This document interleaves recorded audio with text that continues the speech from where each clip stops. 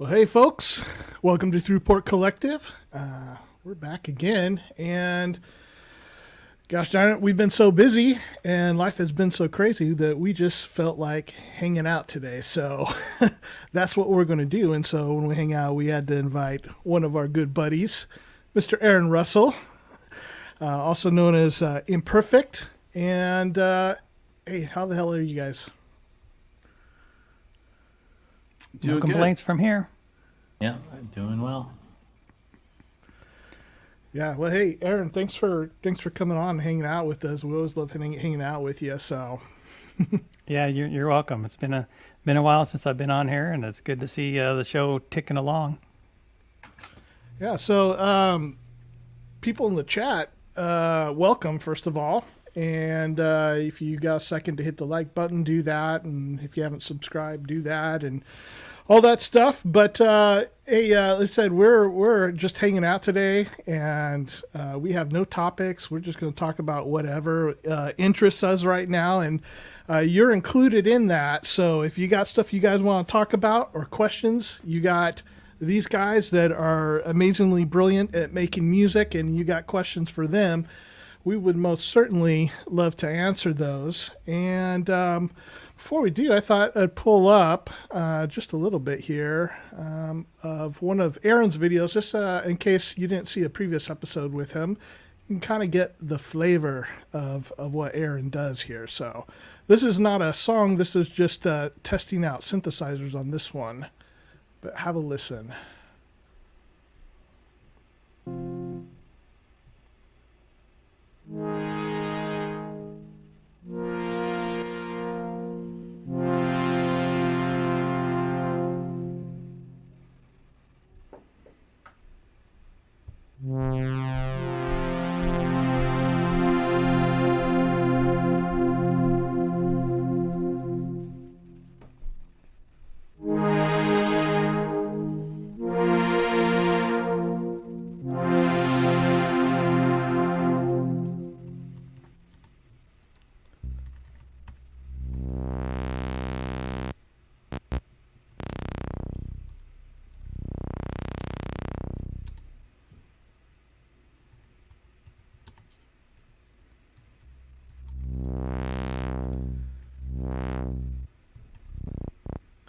So this was a video kind of testing out filters, which you do that quite often, but I love some of those big fat tones that you get with this.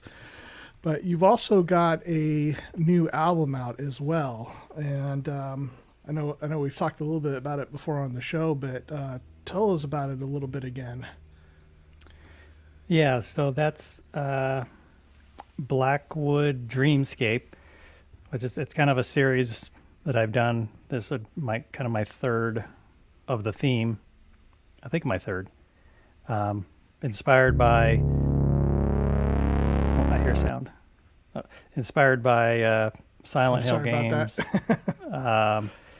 Just kind of horror and mystery, and I really like film scores, and I like to craft narratives musically. And so I just wanted to do a project and, set an outline and stick to it until it was done, which that's even part of what I like about doing music is setting a goal and completing the goal. And even when I don't feel like it, working on it anyway. I enjoy self-discipline. I'm weird like that, but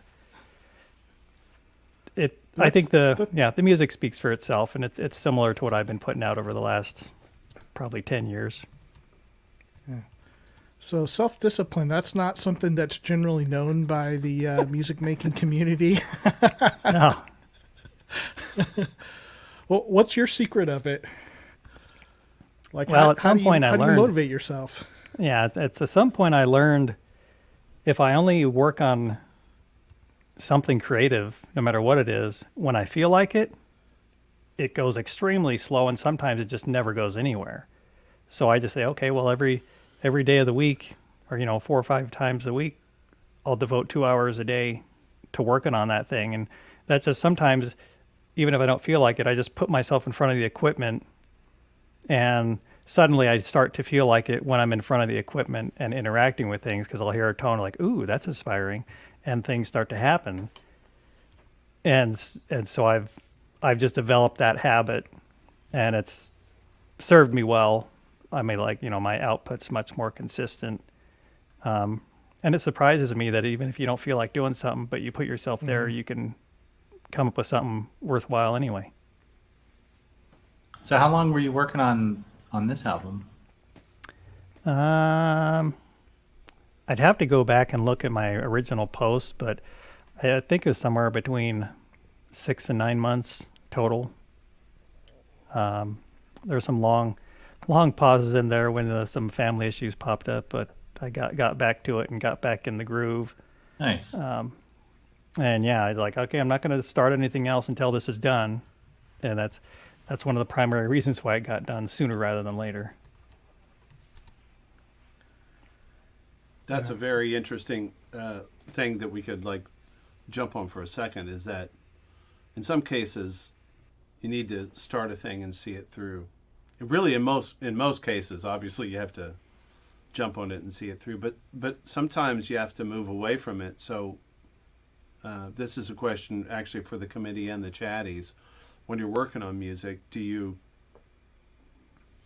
not move forward with any other ideas until you've completed the one? And so, Aaron, I mean, you were talking, so obviously that was your motivation there.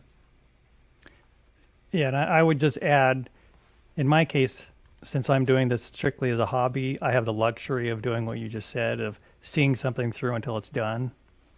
And in my mind, it kind of preserves a purity to the project, because I'm so focused on the mood and the ideas and a narrative.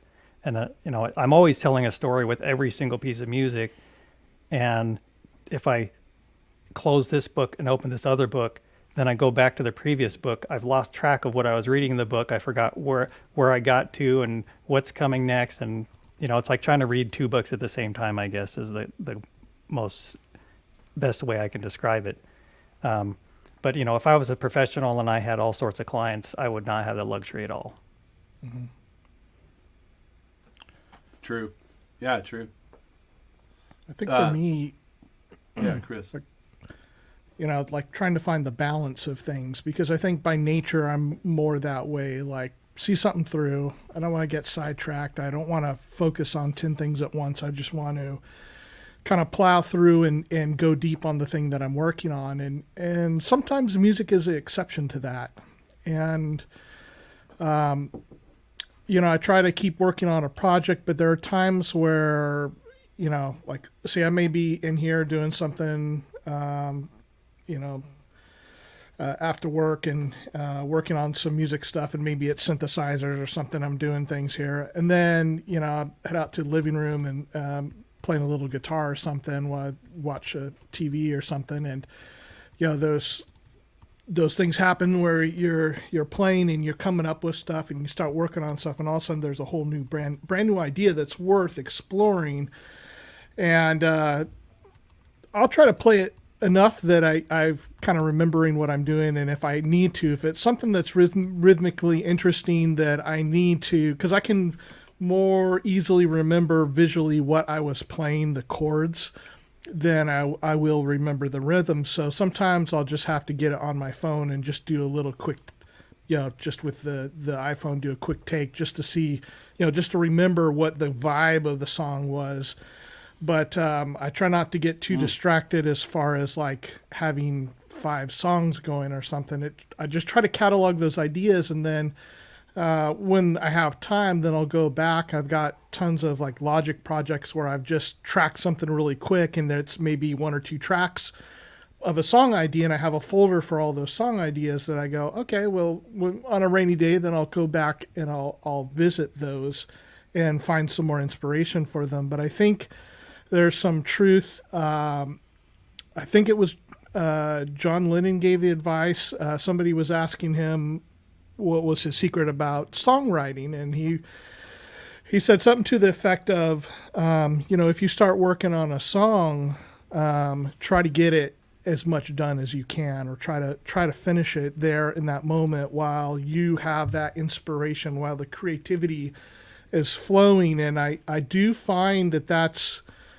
a good way to do things. Like if I can sit and I can work things out in a chorus and a bridge and all that kind of stuff, because when I return to a song that's an idea, like in that folder, sometimes I find it's a little bit harder to get into that inspiration. But that's where I think what you were saying, Aaron, kind of starts kicking in, where to have that discipline to go, this is a song that I've not worked in a long time, but I really like it and I want to finish it, but it needs some more parts. And sometimes you don't get it in that first session, and sometimes you have to come back to it a time or two before things kind of open up again. And I think it's worth it, and it's a good strategy to have, kind of follow some of the creative muse, but also to employ that discipline to come back and really try to finish things up.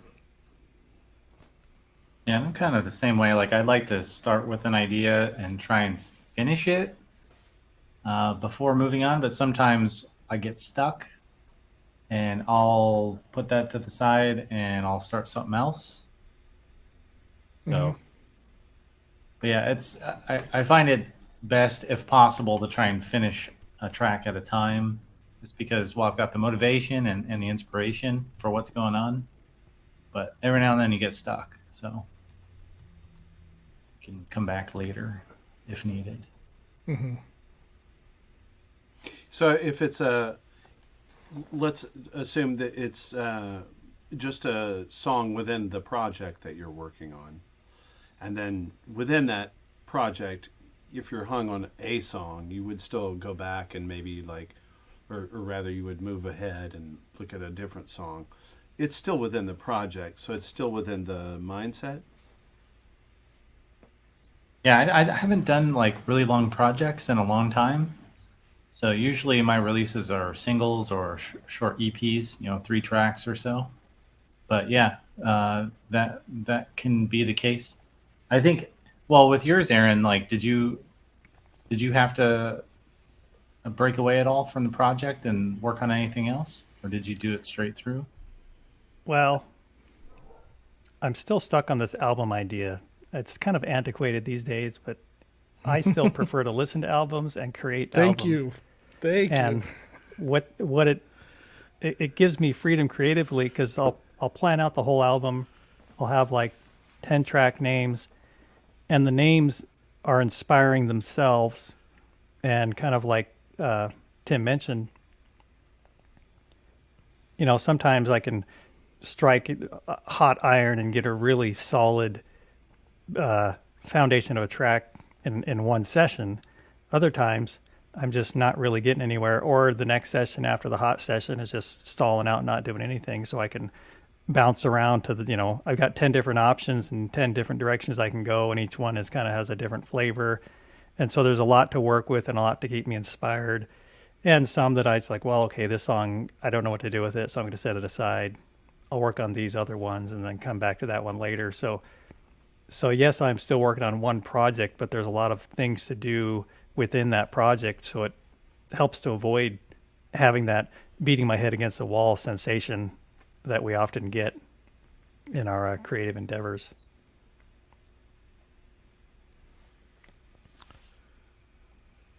Hugely important. What about you, Tim? This is such a fun question, because if I have a project that I can know that I have an overall trajectory about what I'm doing, it's so helpful. So it is cool to start out with some sort of idea of I'm writing in the style of, or I'm writing in the genre of, or I'm writing under the guise of, a certain feeling or motivation. Then you completely have direction. Even when you lose direction, you can at least go back and go, but it was that. That's where I was trying to come from. So that's extremely helpful. When you're writing in a void, it's the worst. I won't say worst, but it's the most challenging. of all situations. If you're writing just like in a void, I don't know, I'm just going to sit down and write something. And then when that's the case, like Aaron was saying, then you just sit in front of your instruments and you just start to do something. And yeah, it makes something happen, because it will if you sit there long enough. Something will eventually come out, but like maybe you don't have time for that in one sitting. So it does require dedication. It does require discipline, like we were talking about, and it does require a certain amount of faith. That if I sit here long enough, I know something will eventually come out. Maybe it's not as quickly as I would like, but like something will eventually happen. And so, but that's why I do think it's a little harder to sit down with a tabula rasa or whatever, a blank slate, and then just create something rather than giving yourself some guidelines. Super helpful for me, and probably for most people. Well, do you guys ever sit down and start and finish something in one session? Very rarely. Very rarely. I mean, songwriting wise, yes. Okay. It depends on what I'm going for. Like sometimes I'll have a release planned out, like, okay, these are going to be one track a week, basically over a weekend, and I'll sit there and just come up with like something that I've sequenced on a Friday and a Saturday, and then figured out all the knob movements, and I want to record myself doing all that, and then I'll record it and record the music and the video simultaneously, and that's that. And it's not going to be, I call it a live album, even though I'm just by myself in the room. I think my Midnight Breaks is one I did that way. So it's planning to do that on purpose, saying, okay, what can I do if I just give myself 2 or 3 sessions and then, mix and master it after the fact? And I enjoy that challenge as well, which is totally different than my usual method, which is, working on it till it's done or till I can't stand it anymore. And that means, 6 to 9 months instead of just a few sessions per song. I think sometimes like the genre of what you're doing will really affect that, because if you're writing metal or something like that, like it's going to take a lot more work to nail a song down, because you're developing different sections, and especially if it's moving towards like prog rock or prog metal, things like that will just by necessity not be able to be knocked out in one session. But if you're doing kind of singer-songwriter, rootsy, Americana, anything like that, it's not that difficult to knock out a whole song in a whole session.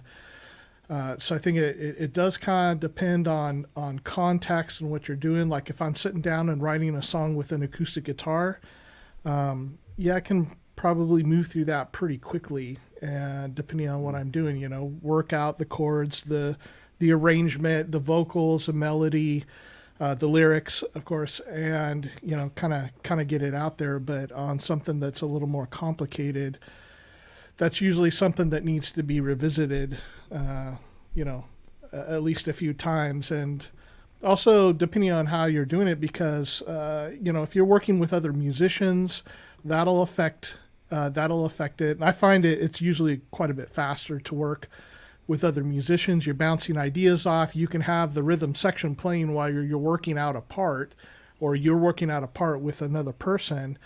There was a band, kind of a prog metal-ish band that I was in quite a long time ago, and the bass player and I were kind of the main songwriters, and so just even showing up to the rehearsal place, and then kind of sitting together, like, let's work this out, like how would this go, where would this fit, and sometimes having that other person to bounce back on you and even to push on you to achieve more, it makes a pretty big difference, I think.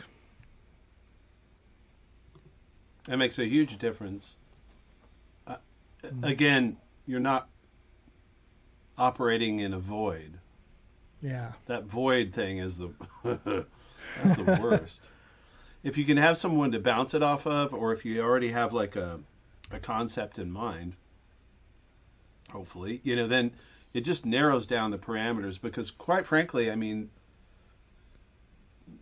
in a great way, honestly, but there's so many options. There's so many roads you could go down. And what do you want to do? Like, what's your expression? If you know what it is, that's cool. But sometimes maybe, maybe you're just like looking for something. So it's very helpful just to have someone else in the room that says, "Oh, that's cool, but what if you did it this way?"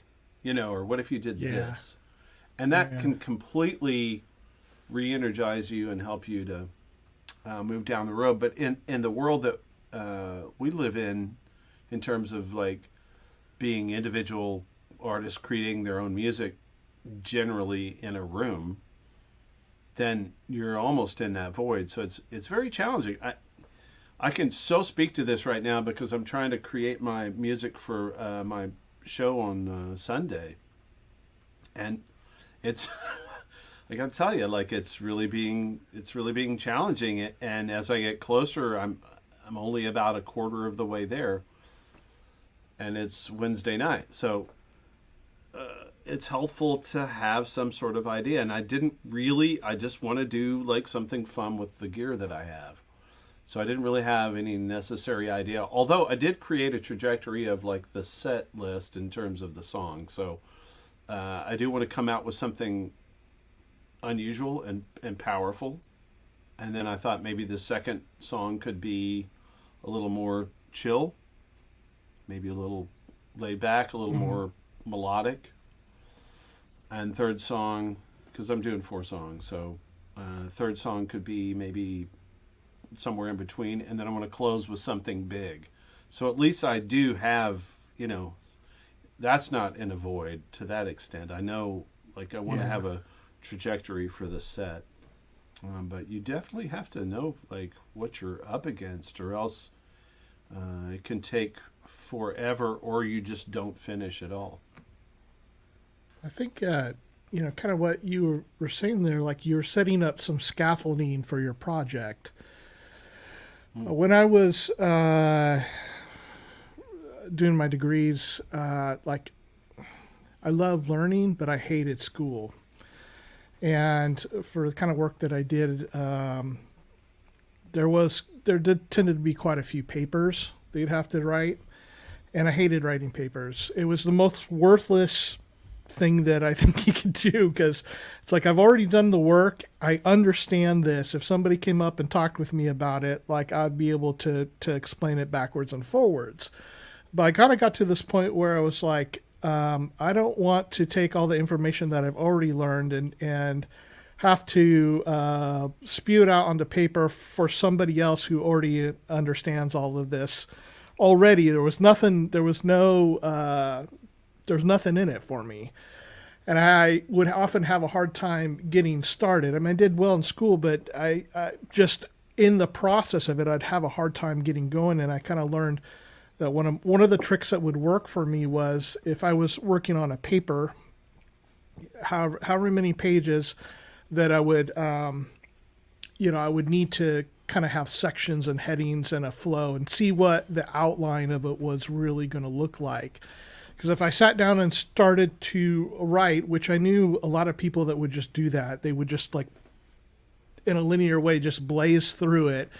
But I always felt like if I had that outline, that structure, then I could kind of fill it in. And I mean, this goes very much with what you guys were already saying. And, Aaron was talking about song titles, and that was something that resonated with me because I've been thinking about that more and more, and I'm kind of curious how you guys do it, is that framework and that structure, because I'm thinking I do too love the album, and I'm really sad that music is getting away from that, because there's something that happens within context, that a song's context shouldn't just be itself, it should be the rest of the songs on the album, and I'm a really big fan of concept albums.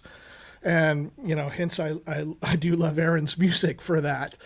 And, to sit down with albums like Dark Side of the Moon, which kind of go through and it has a theme and the songs kind of fit together in a certain way.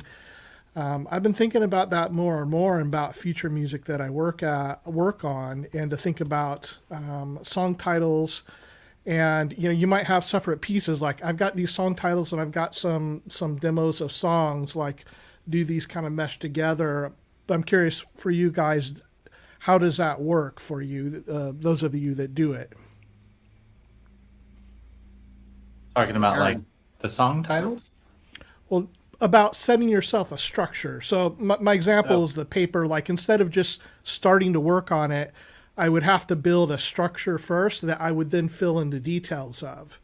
And so I'd be thinking, page by page or whatever, section by section of that paper. So within creating music, what kind of structures are you setting, or how is that working for you? As far as, like, Aaron showed, talked about it very early in the show about, putting out song titles or things that inspired him, and then filling it with the music that goes with that. I don't know. Is that clear? Yeah. For me, I don't necessarily sit down with a structure in mind all the time. Like, really, ever. The closest I've gotten to that is the whole live set that I'm trying to work on. Mm-hmm. But even then, I have ideas that I've kind of noodled about on some of the equipment that I'm going to utilize in some of the tracks. But in terms of like an overall overarching structure, or even more specifically, like how Tim is set up, where he's got a plan with how he's going to kind of come in with certain levels of energy or whatnot between tracks and stuff. I haven't thought that far ahead, but like I think it's going to kind of just depend on what I come up with the melodies that I have that are going to kind of be the core of some of these tracks. And in terms of like naming things, I'm awful at that. So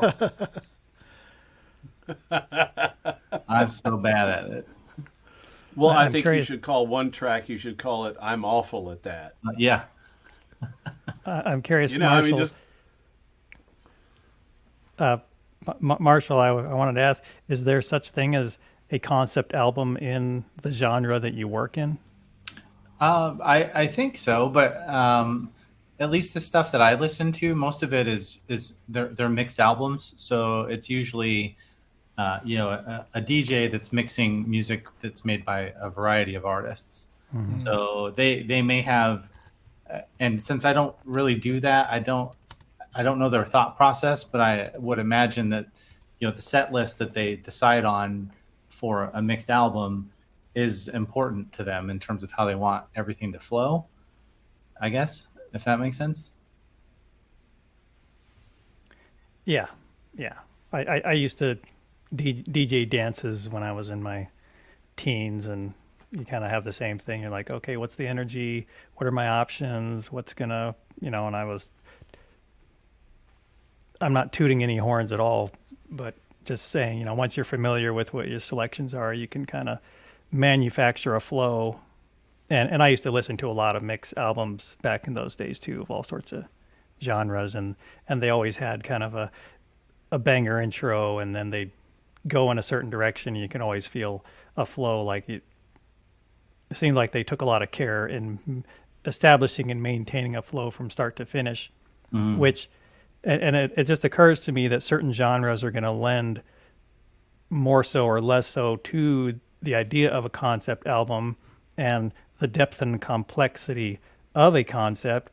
Because maybe something like what Marshall is doing is like, well, you've got intensity and rhythm, but that's going to be different than, say, if you're taking more of a film score approach, where you might craft your instruments and the mix all to convey a certain emotion or idea, and you could have a whole lot more variety than if you're more limited in the structures, just depending on the genre. And that it's kind of getting lost in the weeds here, but it's an interesting idea that I hadn't thought about. I just love concept albums and telling a narrative, so I tend to spend more time listening to those genres and crafting music that fits within what I don't even know what genre I'm in, but Well, I don't think it's you're in a genre, and that's fine too. It's awesome. Like, I love what Marshall does. Just incredible to me, and it's so like he just like goes,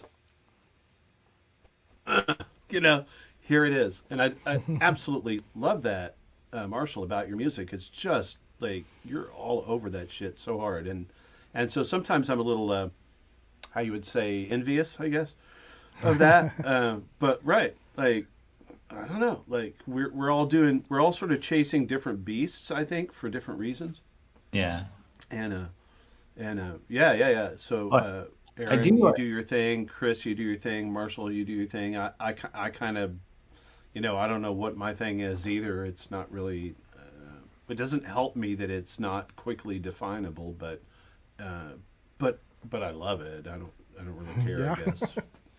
And I like the idea, Tim, like of trying to kind of cultivate different levels of energy, because I have a tendency to try and go 1,000% on everything, and it's probably best to pull back a little bit here and there. So I'm probably going to take a little bit of that advice as I'm writing the remainder of the tracks for the live set, and see if I can work some of that in.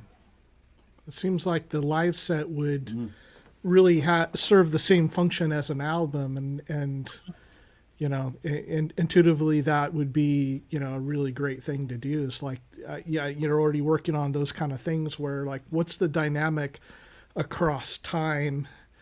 I think we're more traditionally think about that in terms of other musical forms. I mean, rock music and pop music, those type of things, like when you're building an album, or at least when they used to, that was kind of, you would expect a certain amount of things. Like when a rock album opens up, you expect a lot of energy, and it's kind of hard hitting. It's a little bit faster.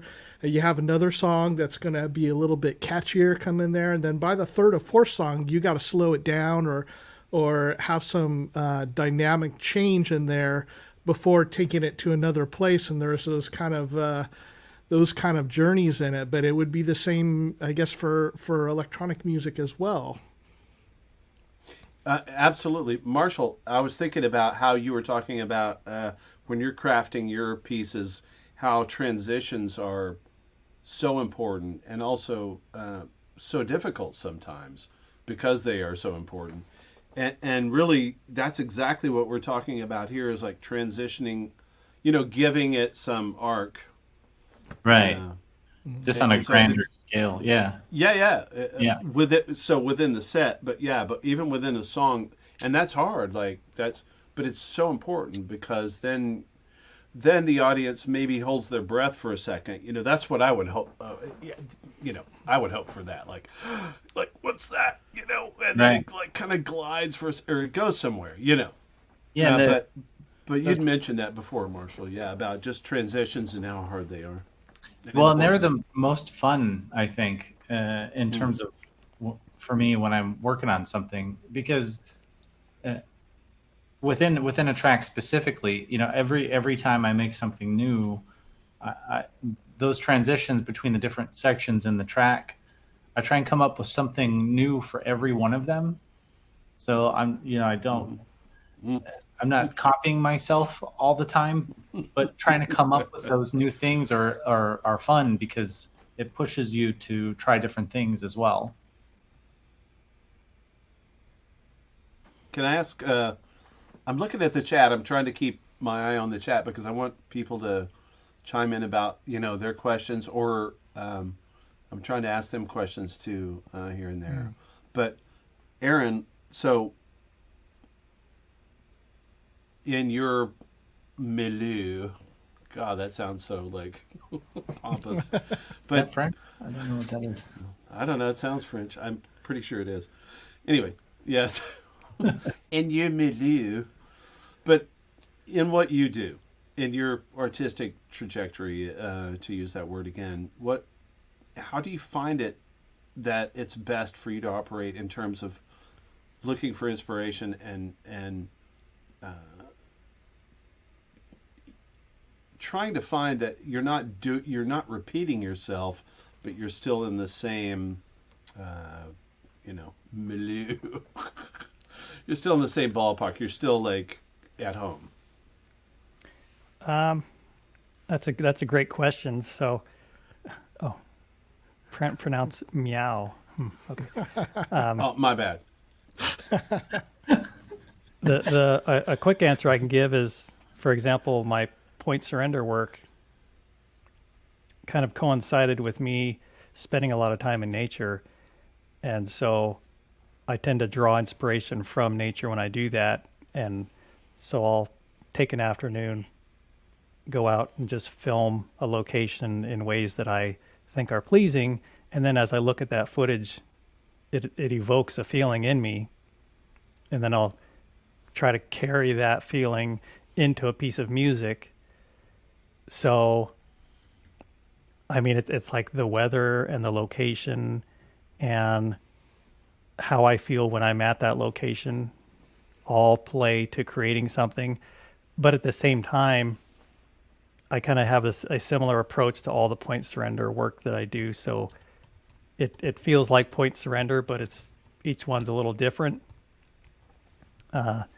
Unless sometimes if I just got too much footage, or if like it works best if I do footage, do a track, do footage, do a track, do footage, do a track.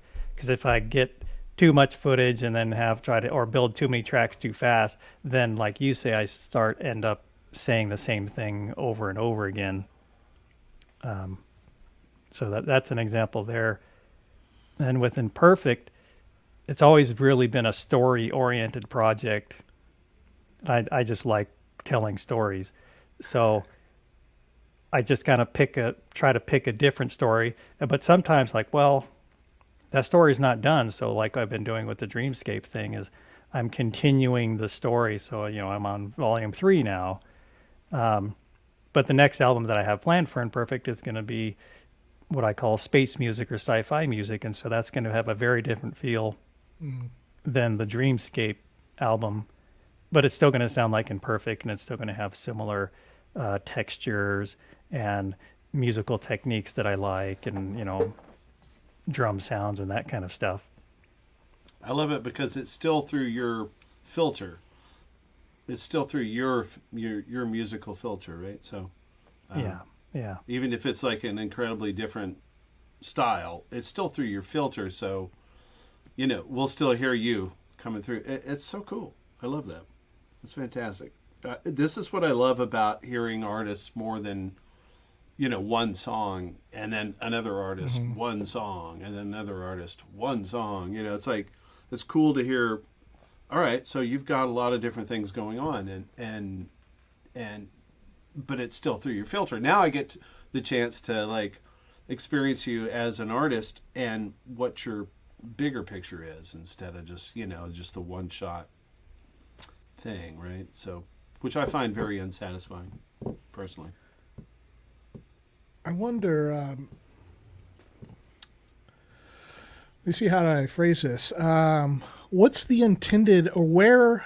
Okay, yeah. Where is the intended effect that you would like your music to have?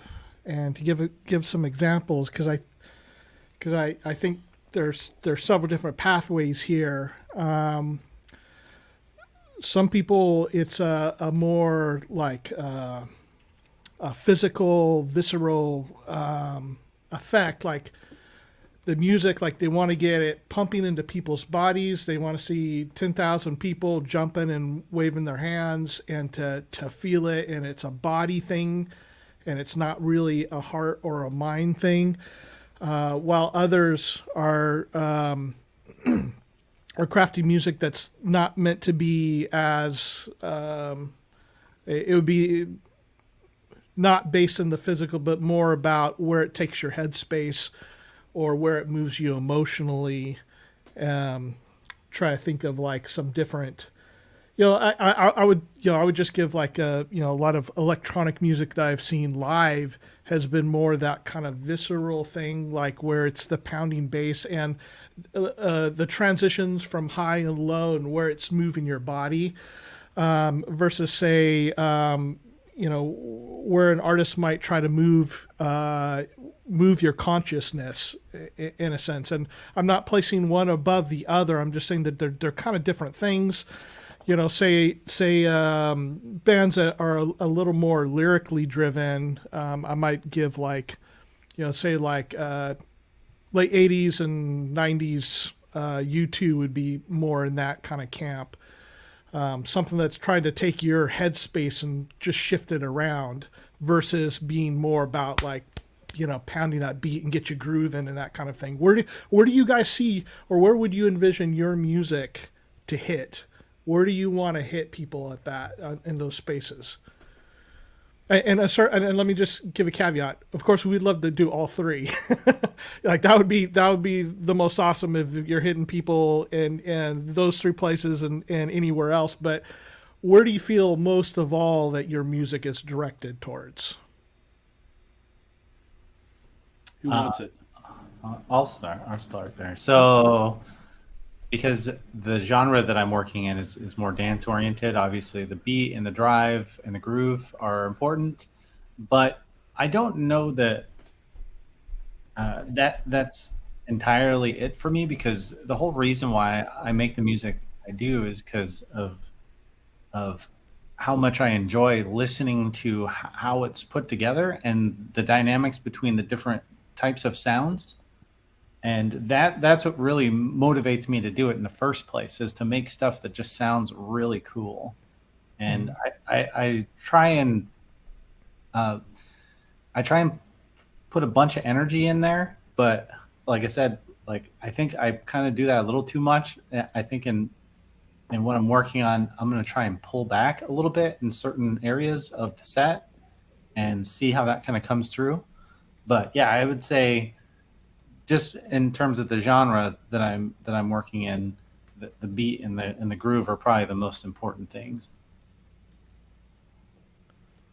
And that's what absolutely gets you off about it.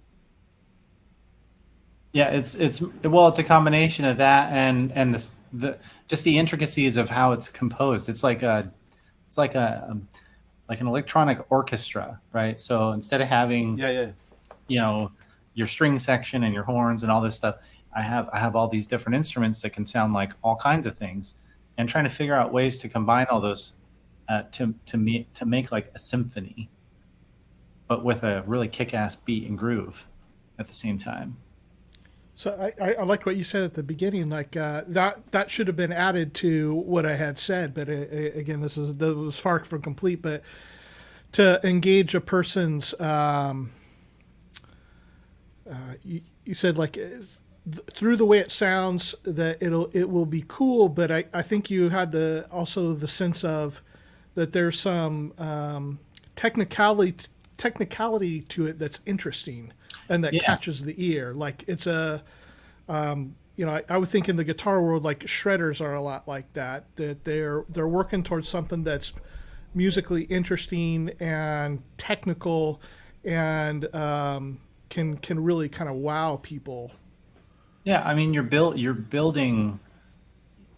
For me anyway, like I'm building all this stuff. Like it's like a puzzle, and I'm putting all these little pieces together to make this one thing. And that to me, like when you hear a really well crafted song, I love listening to that stuff. I love hearing. I guess the perfection of it, like somebody came up with this and then put it into a product or whatever, a finished, track or album. And that like, just listen, it's like you're listening to somebody's genius, if that makes sense. Yeah. Listening to somebody else's brain, which is cool. Yeah. I love that. I think that's something that goes way back into music history too. I mean, when you listen to something like Bach or Beethoven, Mozart, Chopin, any of those guys, it's crazy. It's technical and it's cool, and you're like, how the hell did they come up with that? Yeah, it's intelligence. It's control. Like having the ability to control the things to make that. If that makes sense. Aaron, I want to hear your viewpoint on that, like where you come from. So certainly when I first started making music, I took a more deliberate approach, and I was tended to be more lyrically oriented, albeit in odd styles of lyrics. But I'd have an idea, and I'd have a story to tell, and I wanted to get a point across. So some of my earlier albums are definitely more that way. But as I've changed as a person, I've certainly moved further from lyrics in general. Like I rarely even listen to music that has lyrics because I don't know, I'm just not captivated by words so much anymore, but I'm looking more for the emotion in the song. And so what I'm mainly focused on now is touching the heart and carrying the listener somewhere. And I've got the two projects, Imperfect and Point Surrender. And so it's like Imperfect is more aimed at the shadow self, and Point Surrender is more aimed at the heart. I guess you could say, if I'm trying to think of a yin yang. I'm making a very terrible analogy to Taoism, but Actually, that's awesome. It's both sides of myself, but each side is still kind of aiming for the same place. I want to touch something within somebody and carry them somewhere for however long they're listening to whatever I've created. And I don't like somebody to beat me over the head with a message whenever I'm, if I'm listening to music or looking at a painting or reading a story. I'm not interested in a brute force message. I'm interested in something that has a little more room for personal interpretation. Yeah. Because then depending on how we feel, it conveys a different message to us. And, it's like if you read a really good story today and then read the same story 10 years later, and you get a totally different message and totally different wisdom from that story, to me, that's a really good story. But if you get the same message from the story 10 years later, I don't even know if I'd call that a story. It's like a reference manual or something. I don't know. It's an interesting idea that I haven't fleshed out enough to speak super eloquently on, but... No, it's cool. And here's the interesting thing. Even if the same message is delivered 10 years later, you will perceive it differently because you're 10 years older with 10 more years of experience, right? And perception. So you can experience something you experienced 10 years ago and then experience it now and have a very sort of different perspective on it, which is cool. Personally, I suppose that I want to reach all those levels. I want to reach the visceral. I want to reach the heart. I want to reach the sort of intellectual. I don't know. I don't think that helps me in being widely heard, let me say, about my approach. But I also think that if that's my authentic need and want and output, that I need to follow that. It's kind of a problem for me, I think, in a lot of ways, because, and maybe for anyone else that feels similar about being in between things, that it'd be easier in some ways, maybe, just to be more able to be categorized. But and it's not just categorical; it's also the emotional, visceral, everything about the initial question.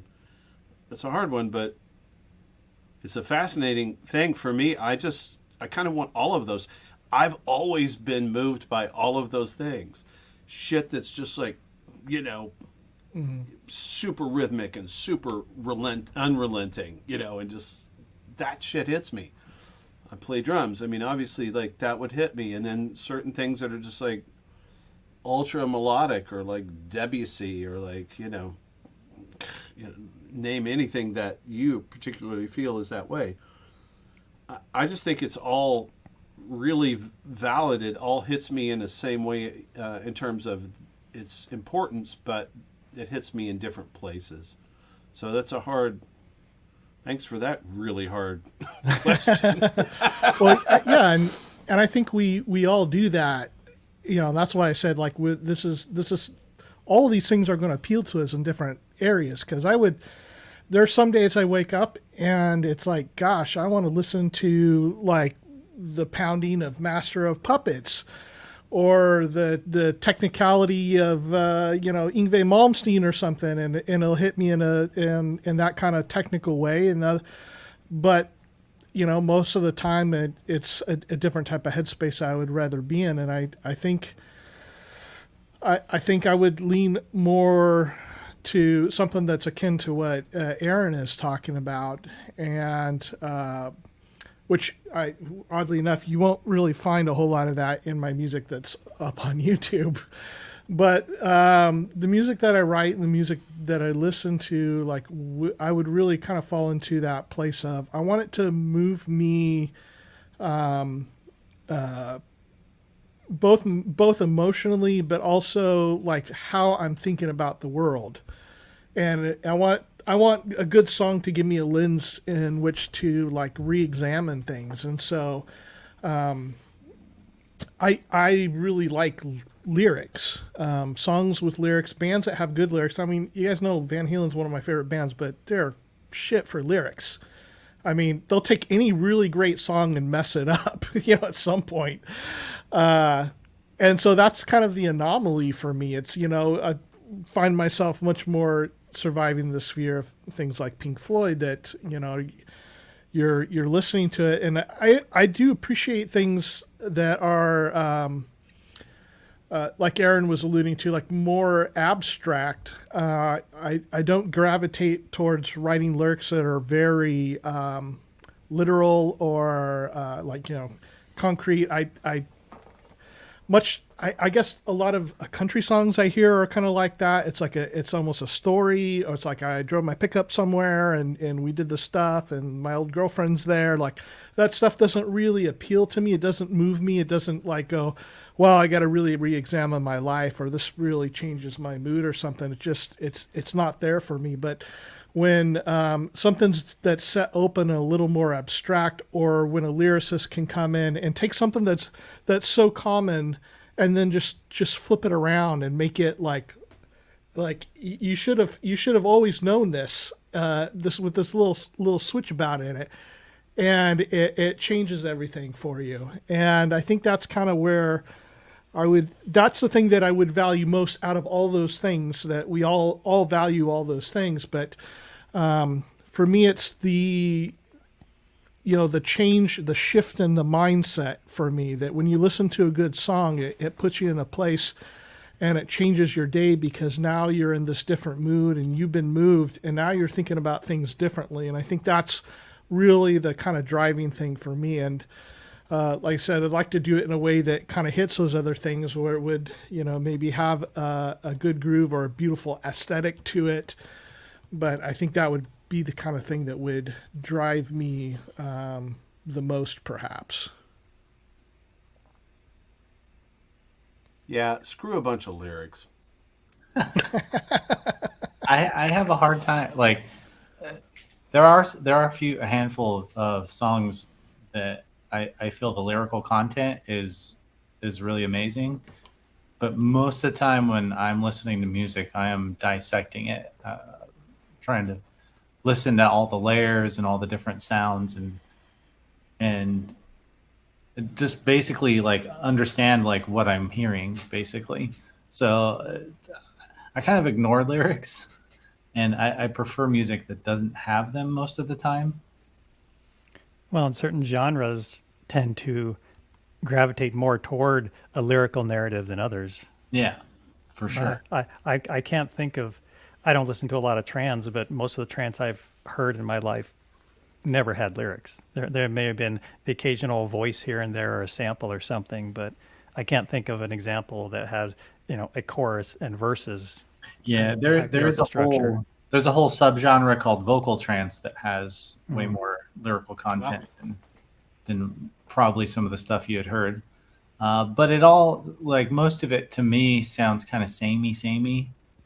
You know what I'm saying? Like it's a little too much in its own space. Like I kind of wish that they would, for that particular element in terms of the vocals and the way they do those in that subgenre. I wish that they would kind of venture out a little bit more. I think we could probably all agree that once you have vocals in a piece of music on a track, that's going to be the central focus, for most ears. It's really going to draw them in. And so at that point, then it is that, it is what it is at that point. Like, you're not necessarily listening to intricacies of music. I mean, there's progressive rock and there's some really interesting versions of music that do have lyrics weaving in and out, but then also have instrumental sections.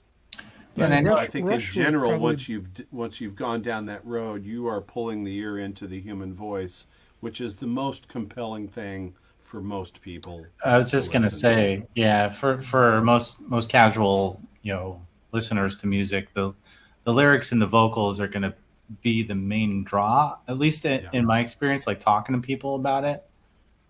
It's definitely something that most people pay attention to more. And usually it's, they listen to stuff that is relatable to them in whatever situation in their life, or, it gives them a certain feeling just because lyrically, it's a story that they can relate to. Yeah. Absolutely. And a lot of times when it is a huge storytelling moment and it's lyrical and it's folk music or something of that nature, the music is not only secondary just because people's ear goes to the vocal, but because they'll just keep it super simple. Like maybe it's 3 guitar changes, right? And it's just sort of this chordal setting, for you to tell your story, and that does help also the story to come across, or even if it's not a story, whatever it is, but it does help it to come across more if the music is simpler. So it's interesting to think about, those sort of relationships and how different people and different bands and different music has played with those relationships in different ways. But so I mean, it's Bob Dylan all the way, from that where it's just repetitive and it's just storytelling, all the way down to like something like, which would be the other extreme of the scale, I guess, would be maybe someone like, I'm sorry, I don't have a better example, but maybe Yes, or something like that, where it's very minimal lyrically and it's very impressionistic lyrically, and there's a lot of music going on. I think, maybe an example of where you could hit on kind of both sides a bit, because I agree a lot of times, when it gets to more storytelling, like you said, the Bob Dylan kind of stuff is that, like, it's there's not much musically there, and good grief, who wants to listen to that guy sing too much?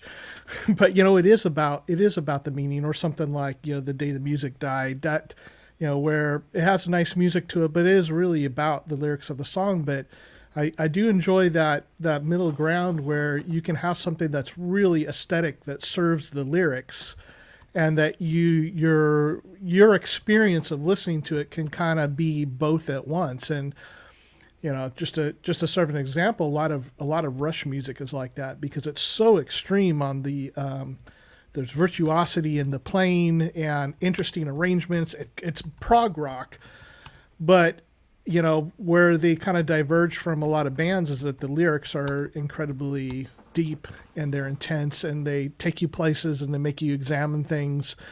And that's a pretty rare thing, to have both those things in one single package. I wish there was more like that. When you get something that hits on both of those, like Pink Floyd or Rush, to me is really where I want to live. I don't want to live in Bob Dylan land, and I don't want to live the whole time just in instrumental music for myself. But it happens. I mean, you can find those bands that do that. And that's a cool thing about music. There's something for everyone. Bingo. Yeah, that's what.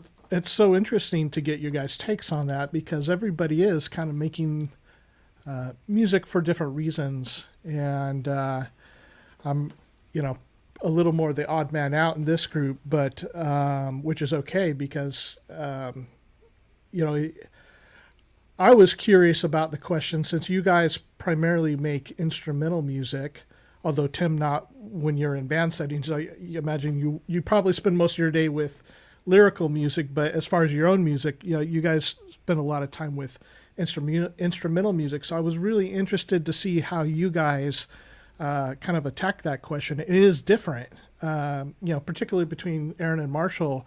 It's almost like we're looking at the two poles of that kind of thing. Like, is it, you know, the technical and the coolness of it versus, you know, just the total vibe and the emotion of it.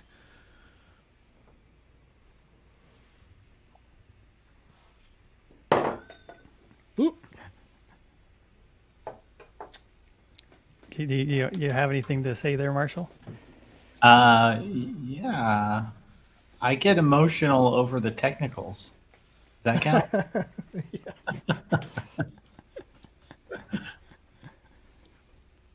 It does. It's so amazing. Yeah, I mean, Yeah. It's not that numbers necessary. I mean, and I would guess numbers get people off, but you get emotional over the technical aspects of it. That's what is floating your boat. yeah, it's sometimes. the mastery of it. You know, that's Yeah. that's what it is. Yeah. I'm not sure I understand the question entirely. Could you try and rephrase it again, Cryss, maybe a little more succinctly? Oh, well, we all want our music to have a desired impact. And the question revolved around what is the main area of impact that you want to have, both for yourself listening to music and for your listeners with your music. And that's where you know, we get this you know, harmony of things that are important to us. And like I said, it's not a one or the other. It's we all value these things. We all value how we're you know, how interesting music is, how technical it is, the virtuosity, the care and the craft of making it. We value the groove and the melody, you know, all those things that go into it. We value how it makes us, how it moves us emotionally.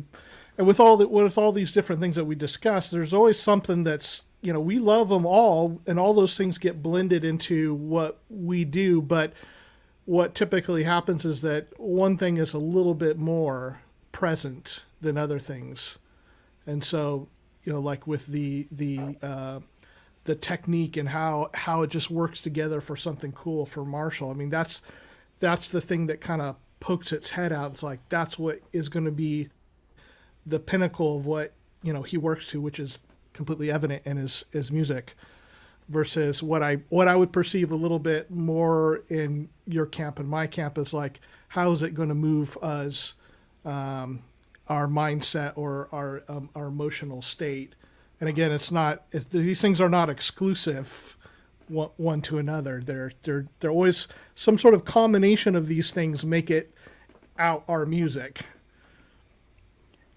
Yeah, so I would answer, I'm always thinking about the emotion of the piece foremost, and then I draw upon all the tools that I have and all the techniques that I've developed to try and convey that the best I can. So sometimes that might mean a driving upfront beat, but then that might fade into a really wide pad wash, or I might throw in samples from 80s horror movies, or, you know, anything.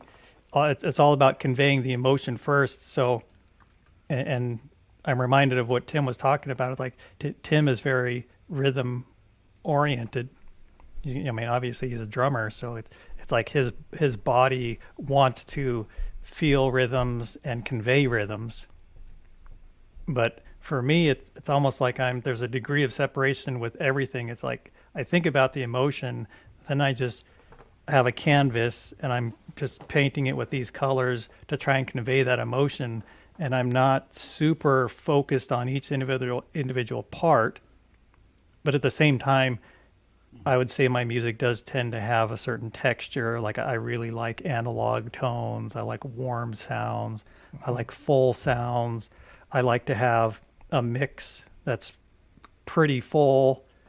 I like building and layering things, and that can make it complex. And there is certainly a technique to layering things without it turning into mud that I've come a long way since the beginning of my music endeavors to layering without it being muddy. But I don't want any of that stuff to distract the listener from the emotion that I'm trying to convey. So I always try and rein in whatever I'm using in the context of what I want to convey with the track. So I don't want it to get too technical. I don't want the sounds to pop out too much or poke you in the ears, or, I don't want the drum to take over the track, unless maybe it's like, okay, this is the song that plays when the protagonist is running away from a monster or something. But so it's a lot of fun when you're putting the intention first, and then everything else is just a tool to convey that. I find that a really fulfilling pursuit. That's probably why I do what I do, actually. Yeah. If I could answer that question, which is was kind of a longer question, but for me, I'm happy to do anything that moves anyone on any level. That's really what I want to do. Number one, I want it to move me. It has to move me first, or else I'm wasting my time. I mean, I'm not trying to do this for anyone else. And then number two, and it's a close second, I want anyone to feel anything they feel, visceral, intellectual, emotional, anything. If they're feeling something, I'm winning, I'm successful with my communication. Other than that, I guess, I'm doing it for myself first. So just as a kind of quick answer to that question. How would it affect your music creation, of your own music? So, Tim, you work with a lot of people, but as far as your music yourself that you record in that room, and for the music that we record in, at home, the four of us and, people in the chat, how much would it, how would it, and how much would it affect your music if, let's say we didn't have the internet and you weren't able to share your music with anybody else? What would you do differently? How would it change?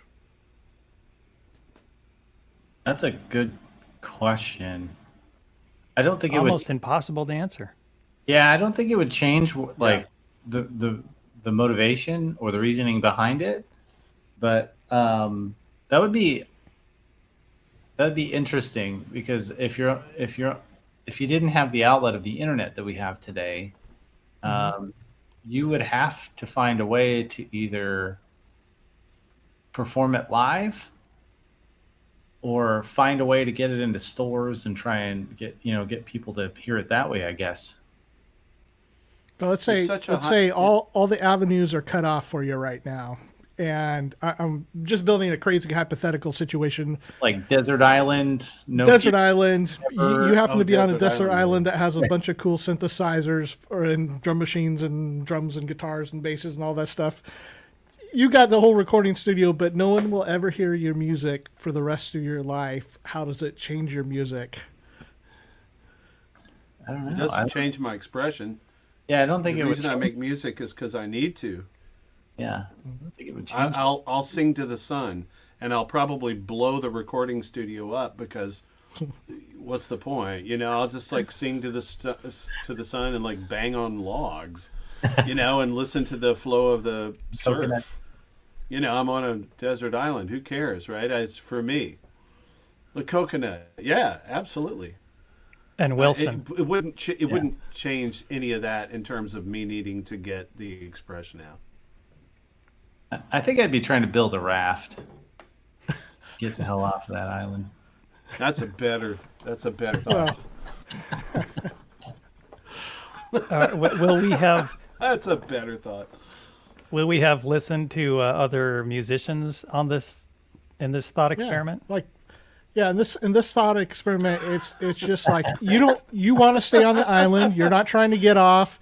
You've got a full recording studio. You have food. You don't have to break open coconuts or anything. You're there yourself, and you can make as much music as you want, but nobody will ever hear it. Nobody will ever discover it.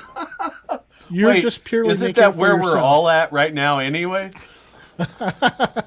Almost. Just a little, yeah. So yeah, go ahead. There is something to say about, like, I'm sure we've all experienced this. Part of being an artist is learning how to take criticism and then implementing that criticism into whatever you're doing. Even if you disagree with the criticism, subconsciously it will affect something that you're doing. And that there's no way to ignore that in your musical journey, as we've all been on, as we're sharing our music with other people, whether it's people in real life or people on the internet. Feedback reaches us. It's hard to imagine. Like, if I never got any feedback, I'm sure technically my music would be far inferior to what it is now. You know, my mixing skills, because I wouldn't focus so much on the technical aspects. I'd just be like, well, I really like this tune. It sticks in my ear and I feel something. So I almost imagine maybe I'd be something like Tangerine Dream and have 15-minute flowing tracks with just all these really interesting sounds, you know. Yeah. It's really hard to imagine, because it's like, without having lived a different life in what you're describing, it's like almost impossible to. It's hard to speculate on it, because like I only remember the life I've lived. Like, I'd have to have amnesia somehow, some sort of compartmentalized amnesia, and then see what would happen. It's a really interesting idea. I'm just not sure how to approach it. Yeah. Well, it does take it down to like what do you I mean, the experiments to make you examine what do you want to get out of it, because if we would be lacking a lot of tools of, as far as you said, like that feedback and stuff. But if you're only making it for yourself, how does it end up being different? I could say, like, for myself, I do a lot of experimenting and other styles and stuff just so that I'll have a wider repertoire of stuff I'm able to draw from. And that served me very well, because I've been able to move in on a lot of different musical environments that I would not normally get into, and was able to survive. And so that ended up being a good skill to have. But had I the island life, I wouldn't have done that, because I've gone and I've played with some crazy stuff, like so our friend Sean Saul on Facebook, you know, he's a bassist, like a pro bass player, but he gets paid to play on Sundays at a gospel music. And if you listen to it, it's crazy. It's pretty technical music. It's not, maybe, you know, if you're not into that thing, I'm not, but if you haven't heard it, it's very technical music, rhythmically and harmonically.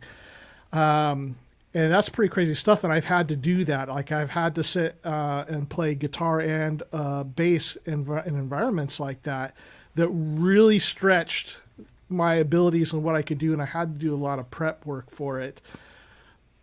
But were I on the island, I wouldn't have done any of that stuff. You know, I think I would have been it'd be a little more like you, where I would just be so into doing this. I think I would probably have accomplished, in a positive way, I would have accomplished a lot more of my own music. I think like I would have been tried to be so broad and be able to interface with so many different things. I think I would have gone in a lot more and done, this is what I want to do, and this is a song, these are the kind of songs and music that I want to make. On the desert island, that would be you? Yeah. Mm-hmm. Wow.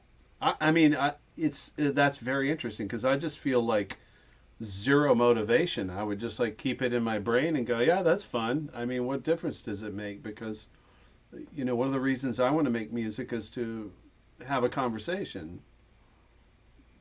Yeah, but I And mean, get if you don't have interaction, anybody, be it good or bad, but like it would suck to be on a desert island and making music in a beautiful studio that but I feel I'm like the only one that hears. How do I like my mix today? I don't know. Ask me tomorrow. Well, this is where I would call you out then on what you said before, because you said it's gotta work for you, number one, and then everybody else is Absolutely. second. But Yeah. then this whole scenario says it's everybody else that you're reaching first and you second. Not that there's not that, because there is definitely, because you have great taste and everything that you drives you is what helps you make good music. But it does suggest that maybe the audience is a lot bigger than what you think it is. I don't know. Yeah, I mean, well, no, they're not mutually exclusive. I don't create music just for me. I mean, and I don't have this hypothetical, so I'm jumping anyway. But like, I don't create music just for me. I do it for me first, absolutely. I please me first, but I do that knowing that secondarily and not far behind is an audience. Hopefully that it communicates something to. I don't understand the point of having language or music or anything if I can't interact with somebody. I may as well just beat my head with a coconut and I don't know, like I don't know what kind of weird things I might get into, and we won't go there. But Tim's not going to do well on the island by himself. We can give Tim an allowance. We'll allow Tim to create some sort of totem or something, go a little bit insane, and have split personality disorder where he can have raving conversations with this totem. Maybe we'll call it Wilson, and that will critique his music, and then he can play music for Wilson, and then he can see where things go from there. Yes, yeah. If that's a hang-up point for this thought experiment. Yeah, I still think Marshall's answer is the best. I'm going to be building a raft. Yeah. I'm pretty sure that's the answer. Pretty sure it's got enough wood to make a real boat. Another aspect, though, that does come to mind, and I'm thinking each one of us can relate to this a little differently, and I'm trying not to get too far off the deep end with this, but music seems to be intrinsic as part of the human experience. Like, we hear tones, and those tones evoke emotion, and I don't know that anybody can exactly dissect that and explain it as to how that works exactly. So I think I'm just imagining if I was on a desert island and I discovered a flute and I accidentally figured out how to make sounds with it, that would probably become one of my most prized possessions, especially knowing that I was all alone. That flute, like I'm thinking that would end up being my companion in some way. And since I couldn't talk to anybody, I could speak to whatever with the flute and just make these tones. And without that flute, I don't know how you can express, like, how do you express music without using music to express music? It's like, I don't know how to express what I express through music without expressing it through music. Like, I feel like there's something that would be some need that would not be met. And I know that's part of why I do music. Like, I'm compelled to make music. Like, I can't function. I start to go insane literally if I don't create music.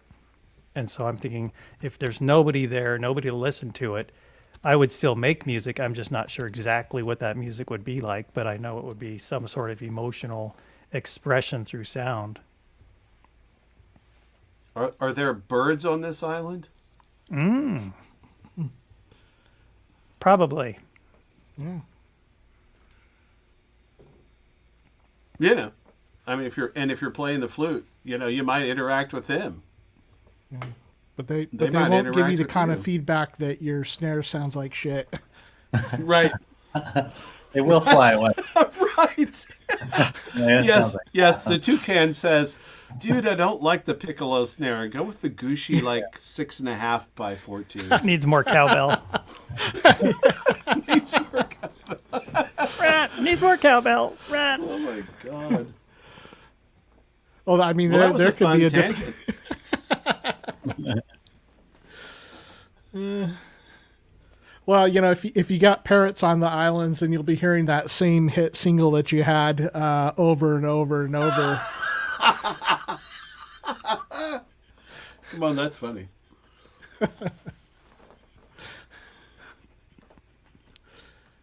Not much different than contemporary radio, frankly. True. All right. Well, Well, we're winding it down, but we've still got a little bit of time. We should. We Did should we have maybe, anything come through the chat? I don't have my eyes on the chat. I don't have enough screen space. Yeah, I'm trying to watch it, and Are there any questions or comments? lots of comments. Not too many Eggs and omelets, questions. I see. Two flutes make a drum. Lots of funny comments. we have a funny audience of chatties. But yeah, I was just wondering.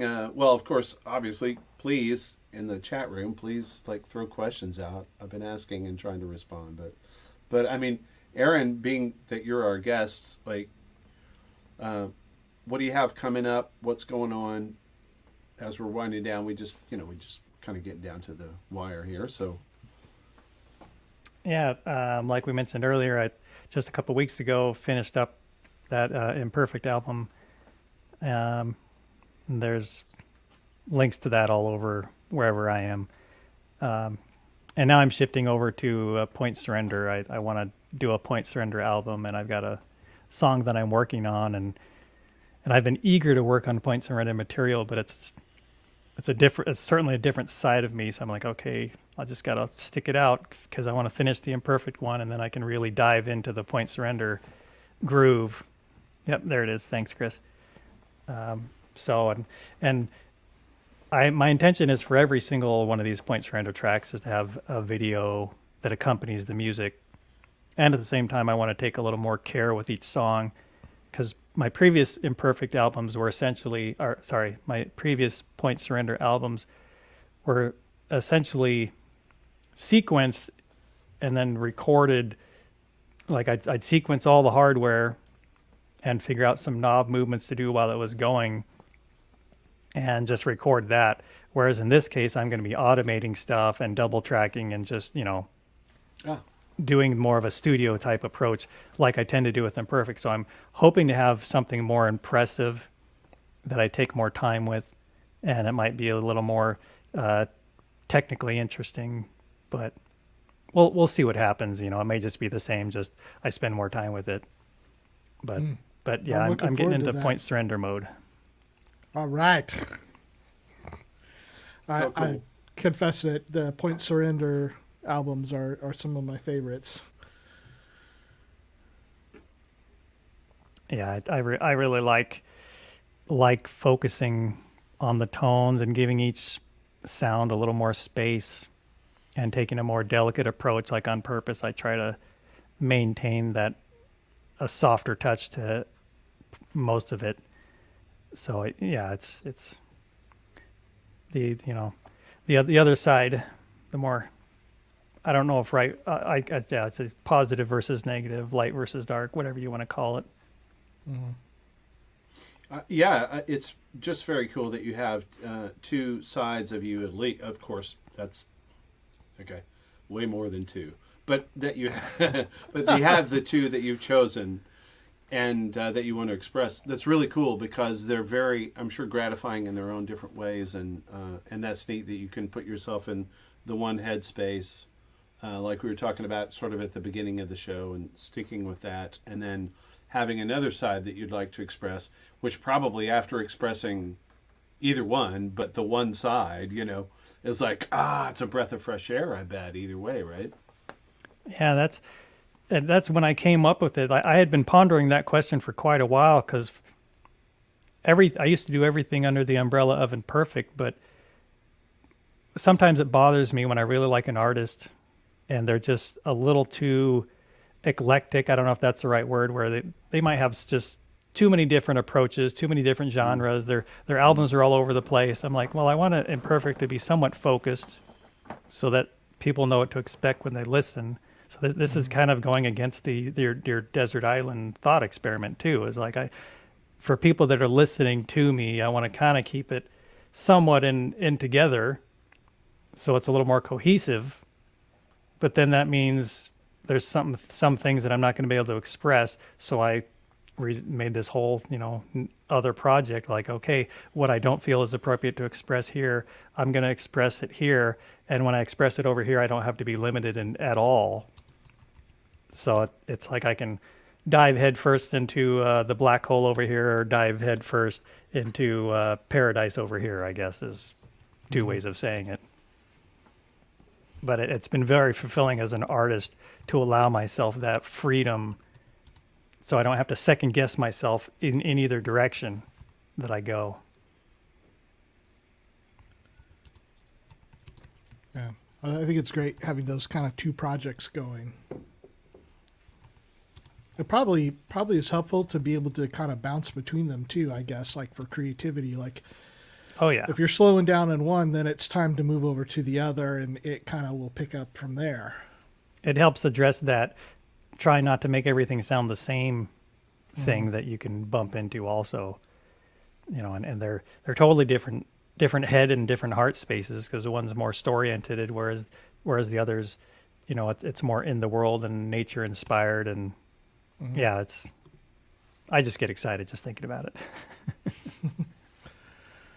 Absolutely. So your work is we fantastic. had a pretty fun studio tour with Marshall last week, and got to see all his fun stuff. Hell yeah. What's happening with you, man? So I'm still working on my studio tour for my channel. One of the things I did is I had a lot of stuff that was kind of tucked away that you guys didn't even get to see on that live tour. The boutique room? Yeah, well, that was in the old one. That was in the old place. I had the boutique room. But yeah, so I've kind of rearranged that third room a little bit and put most of the gear in there. So when I go through, you guys will see. Because I left a bunch of stuff out. Like I have all those Behringer drum machines and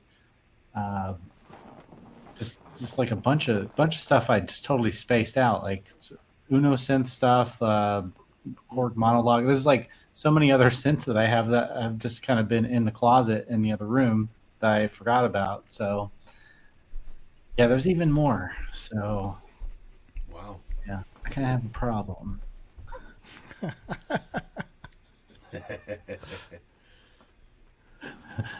The bathroom studio. Yeah.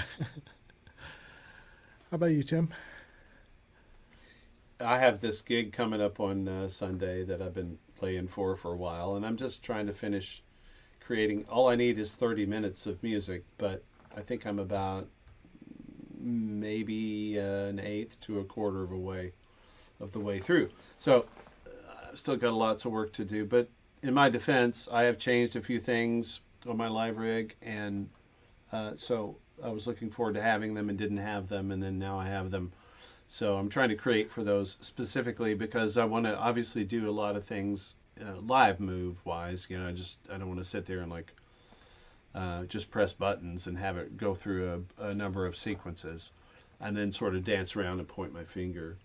So it's going to be a little bit of a challenge to get there to Sunday, but I'm going to make it. And it's not till Sunday until 5 p.m. is my cutoff, I guess. And then beyond that, I do have that. I have the horror film coming up. I'm very excited about that. I just got the second draft of what they think might be close enough to the final cut. So that's going to be fun. I've been sent that. I've watched it, but I've done zero towards it because I'm just so focused on trying to, make a kick-ass set for Sunday. So you're going to be scoring that horror film? Yes. Because I thought you were working on one. Is this a different one than that? No, it's probably no. I wasn't working on a different one. And in fairness, it's a short. It's only 10 minutes long. Oh, okay. But that presents its own sets of challenges too, because I don't have much time to, make a thematic sort of statement, whatever. I think I just have to jump in there and kind of slap your face a little bit, and it'll be a different set of challenges.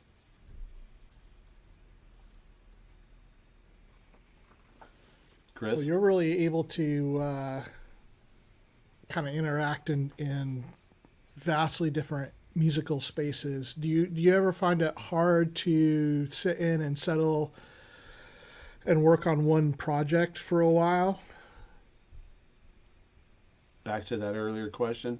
Yes, sure. Or even, yeah, of course. I mean, your brain needs a break.